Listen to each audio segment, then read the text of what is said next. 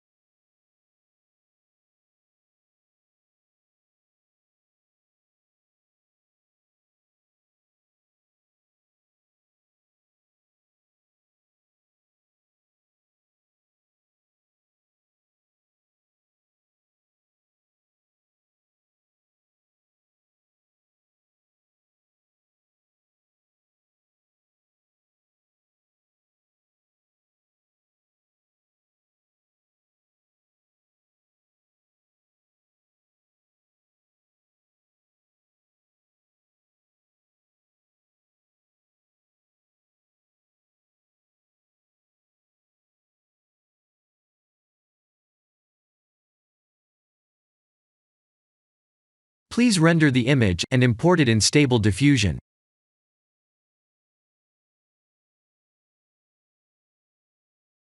I'll share the full prompts in the description below. Please set the preprocessor to none, and select the correct depth model.